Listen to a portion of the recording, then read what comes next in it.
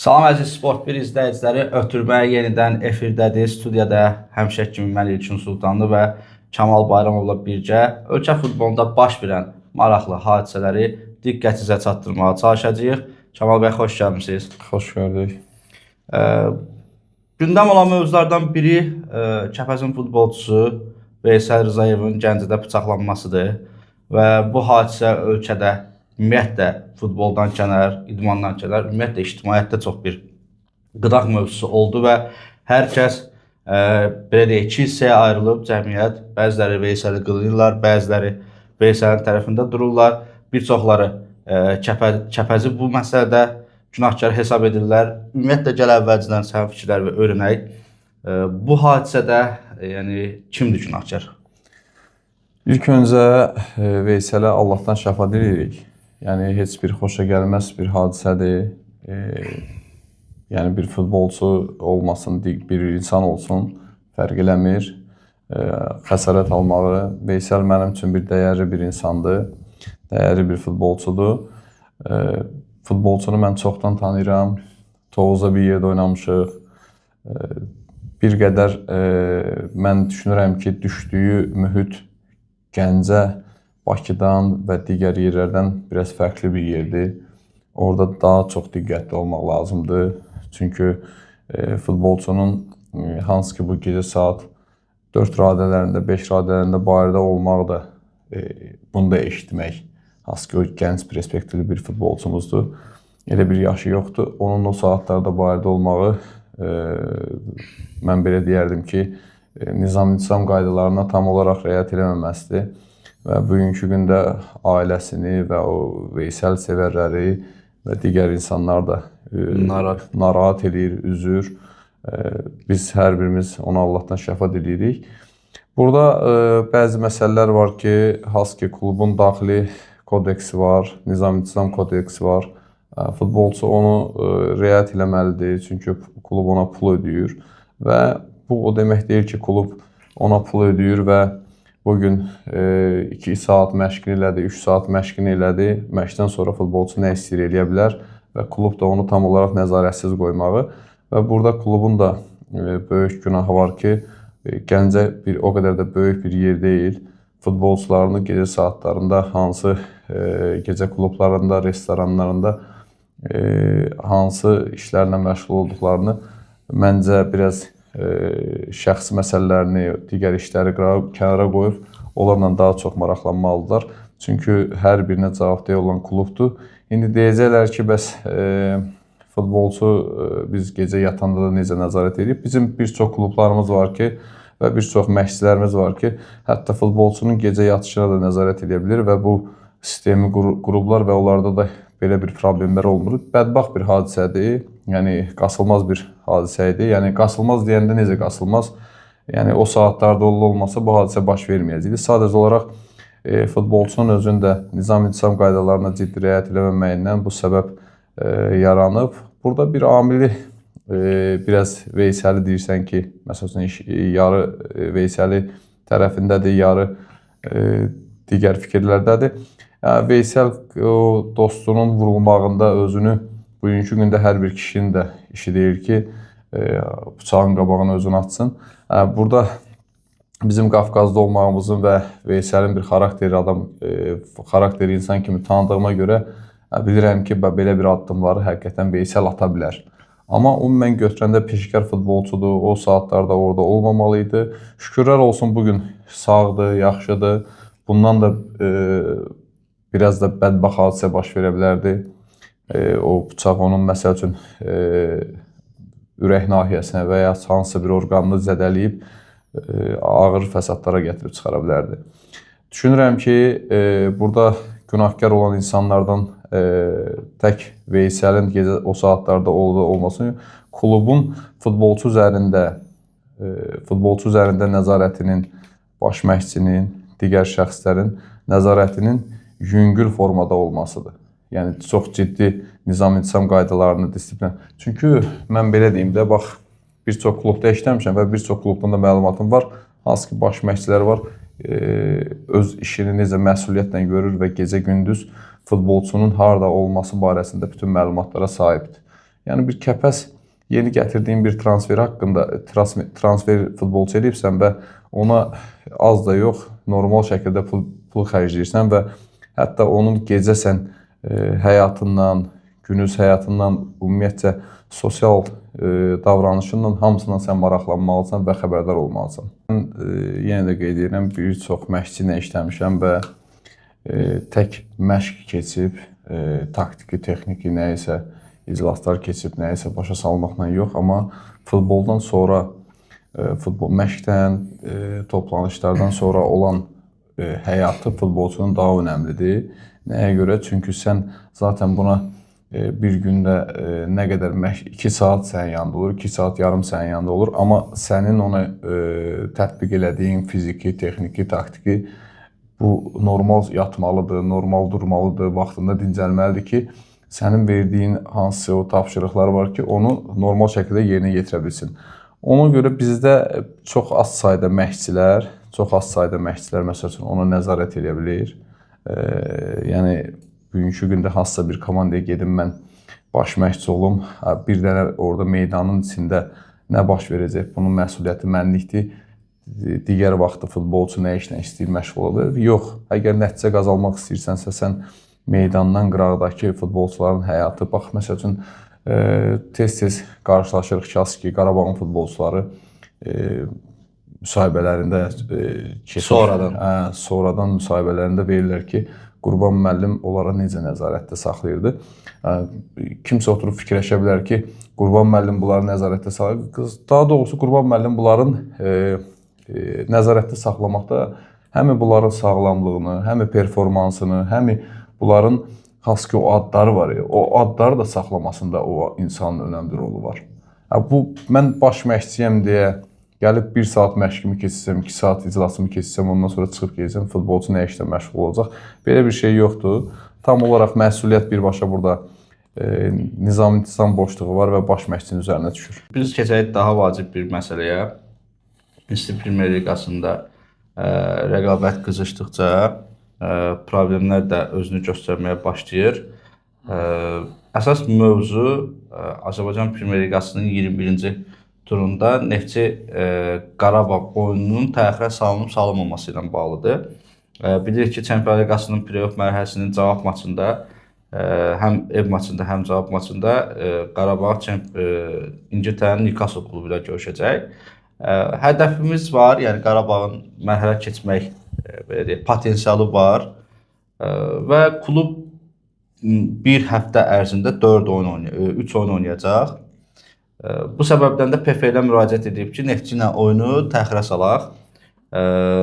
Neftçi bu məsələni yönləndirib, PFL bu məsələni yönləndirib Neftçiyə. Neftçi də bundan imtina edib. İmtina edilənə görə də açıqlanıb ki, məlumat, oyun keçiriləcək. Mən soruşmaq istəyirəm ki, Qarabağ haqlıdırmı bu oyunun təxirə salınmasını istəməsində?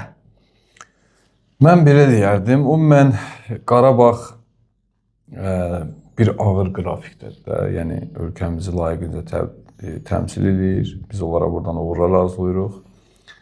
Burada mən məsələni tək Qarabağ tərəfdən yox, yəni gərək iki tərəfdən də baxasan, Neftçinin də şəxsi fikirləri var Qarabağın da, yəni Qarabağ bir təklif edib, Neftçi bunu qəbul edəmədiyi halda biz Neftçini tənqid edə bilmərik. Yəni bu bizim haqqımıza deyil. Çünki klubun öz strategiyası var və bunların da yanaşması budur. Belədirsə, klub rəhbərliyinin verdiyi qərardır, onların öz kollektivinin verdiyi bir qərardır və mən durum buradan məsəl üçün deyim ki, Neftçi bu qərara isti yanaşmayıb, nəyə görə onlar üçün şərait yaratmır. Onlar deyə bilər ki, bu bizim haqqımızdır. Mən haqlı olduğum yerdə sən mənə məsəl üçün tənqidi fikirlər söyləyirsən, o da düz çıxmır.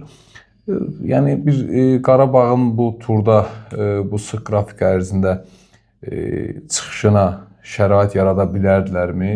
Onu da eləyə bilərdilər. Amma eləmədikləri halda biz yenə onlara bir söz deyə bilmərik. Çünki hər klubun öz strategiyası, öz haqqı var və öz haqqından, hüququndan istədiyi formada istifadə edə bilər. Həm özünü Neftçi rəhbərliyi kimi düşün, həm də Qarabağ rəhbərliyi kimi düşünək. Başlayaq Qarabağ rəhbərliyi tərəfindən. Azərbaycan futbol tarixində ilk imza atmışam. İllərdir ki, Azərbaycan UEFA reytinqində ən çox xal verən komandası mənəm. Yəni Azərbaycanın demək olar ki, UEFA reytinqində irəliləməsinə səbəbçi olan klub və komanda mənəm. Və mən də bunu özümdə haqq görürəm ki, Pepe ilə AFFA-ya müraciət edirəm ki, bu çempionatın səviyyəsinin aşağı olmasının səbəbkarlarından biri sənsən. Çünki bizdən başqa heç bir klub Avrokuboklara nəticə qazana bilmir. Bu dolayı yolla gəlib Azərbaycanda ki, problemin kökü gedir AFFA-ya və PFL-ə. Ona görə də mənə şərait yarat. Mən Çempionlar Liqasında hansı ki yatıb yuxumuza girməzdi, illərdir fikirləşsək də ki, biz play-off'a vəsqə qazanarıq. Biz bunu bacardıq. İndi mənə şərait yarat. Bu Qarabağ rəhbərliyi tərəfdən fikrimiz. Gəlin Neftçi tərəfdən fikirləşək. Mən baş məşqçinin pis nəticələr verirdi. Biz o baş məşqçini göndərdik, yeni baş məşqçi gətirdik. Yeni baş məşqçinin dövründə 4 oyun keçirmişik. Rəsmi olaraq. Yoxlama görüşdən saymırıq. Məğlubiyyətimiz yoxdur. 2 qələbə, 2 heçəçəmiz var. Yüksələn bir qrafikdə getdiyimizi düşünürük. Bizim əsas hədəfimiz Avrokuboklara vəsqə qazanmaqdır. Və bizim 3-cü yerlə aramızda xal fərqi 6-dır. Və biz yorğunluğunun olacağını düşündüyümüz Qarabağı məğlub eləməyə fikirləşirik.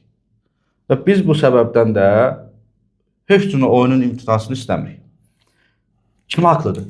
Bax, futbolun içində elə bir şey var ki, hər komanda digər komandanın hansı ki, yorğunluğunu deyək, hansısa futbolçunun itkisini deyək, bütün məqamlara həftə ərzində oynayacağı oyun ərzində bütün bunların hamısını diqqətdən keçirir. Bəli. Nə qədər xırda bir... Ukraynalı, pro kateqoriyalı, peşəkar, uğurlar qazanmış bir baş məşqçi nə qədər xırda detallar var, ona qədər gedirlər. Yəni ümumiyyətcə heç Ukraynalı olmasın, yəni hansısa bir məşqçi olsun, həftə ərzində fikirləşir, məsələn, onun cinah müdafiəçi kartla oyunu buraxır, digər oyuncusu və ya o məndən bir gün qabaq oynadı, orada da bir proses var ki, mən ondan bir gün tez bərpa olacağım. Bunların hamısı futbol üçün önəmlidir və bugünkü gündə Ukraynalı məşqçi üçün gəlib ki, onun qabağına da bir hədəflər qoyulub, özünü burada bizim çempionatda yəni sübut eləmək üçün və onun üçün məsələn bir əlverişli bir şans düşüb. Ona önəmli deyil bugün Qarabağ Newcastle-la oynayacaq və kimlə oynayacaq. Ona önəmli olan odur ki,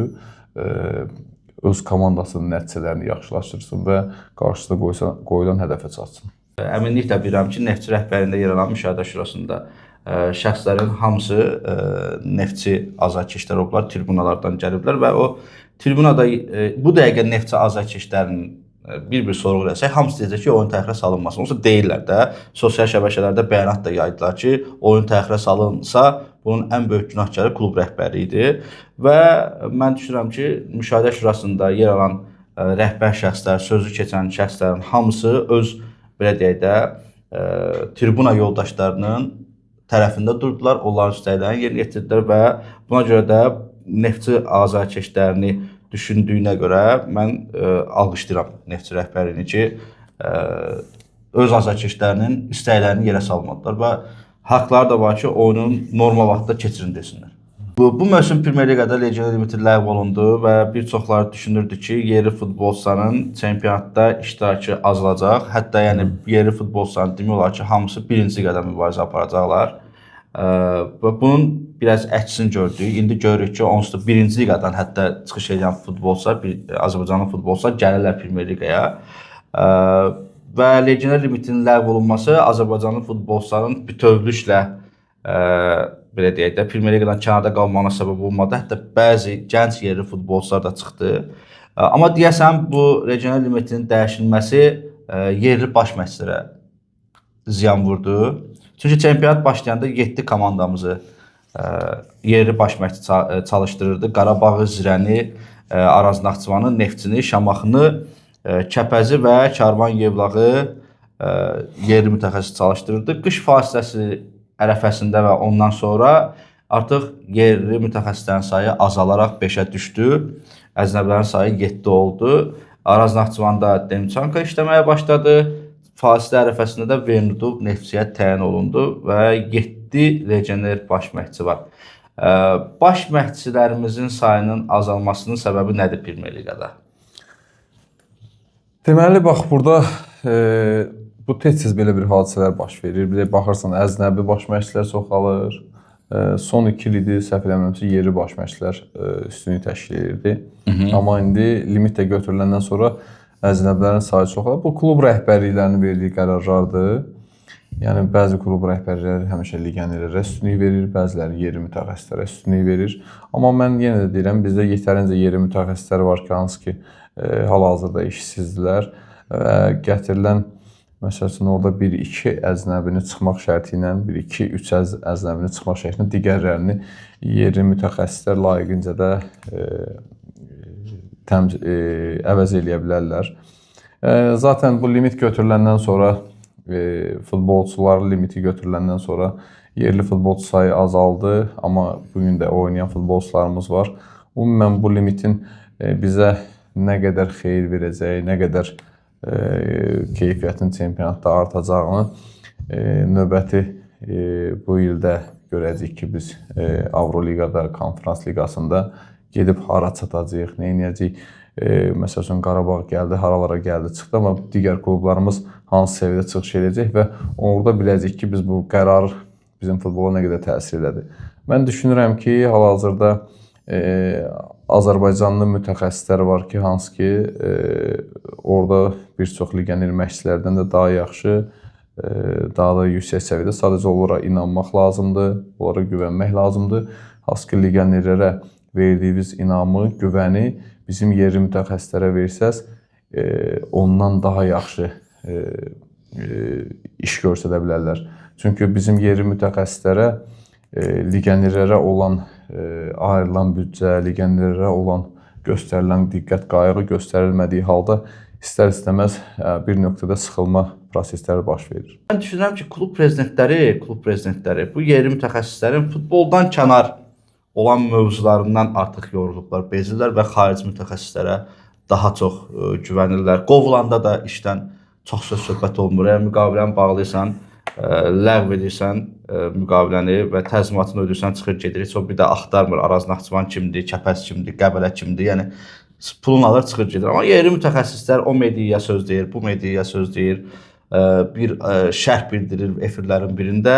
Yenə də təkrar problemlər yaranır deyə düşünürəm ki, klub prezidentləri bu söz-söhbətlərdən canını qurtarmaqdan ötürü yerli mütəxəssislərə artıq güvənməyə başlayırlar.